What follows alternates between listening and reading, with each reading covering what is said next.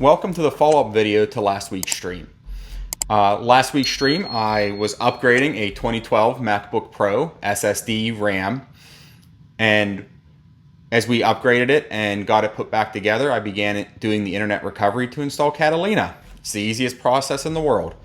As you guys watched the stream, you saw that Catalina installed, and when it would go to reboot to restart to finish the install, I would get back to the flashing folder symbol saying that, hey, there's no MacOS on here. So we ended the stream on that part. So here's the follow-up.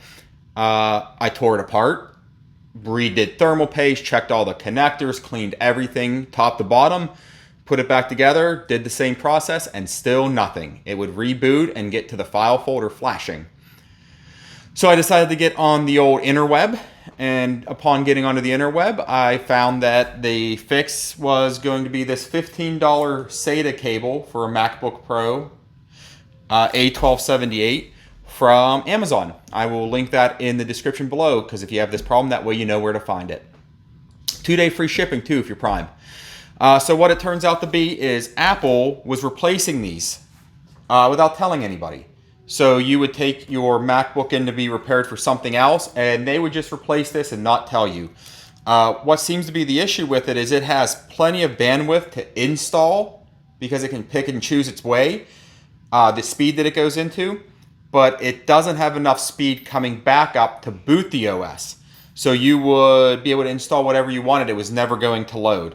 So the updated ones have the ability to send more bandwidth back from SSDs. So if you're currently having that same issue where you can't get the operating system to boot after installing an SSD, here's your culprit: $15 SATA cable. It's a 5-minute install. That's getting the back off the SSD out, peeling the old one out, and installing this one. It glues down. You have to peel it off. It glues down part of it under the SSD. And 2 little screws go in these 2 little holes right here, and you clip it into the motherboard, reinstall the SSD, tighten it down, put the back on, flip it over, power it up, hold Command Option R to do internet recovery. You want to re-clean your hard drive, erase it, format it, and then install Catalina. And it will work perfectly. I almost promise that. As you can see, the MacBook is working. It is fully functional. It has been amazing to use for being a 11-year-old MacBook, which is unbelievable. And I was even able to install Ventura, which is a whole nother video to go through. But what I will do is link in this video the video I used from the YouTube to install Ventura through a patcher, and it works great. I would say that this is going to hold up in today for a little bit longer. It is getting kind of old. It's got the 2.7 gigahertz, but otherwise than that, that was my adventure for a $15 cable costing me 6 hours of my life. All that stuff will be linked down there. Please, if this helped you at all, please subscribe or like the video, leave a comment.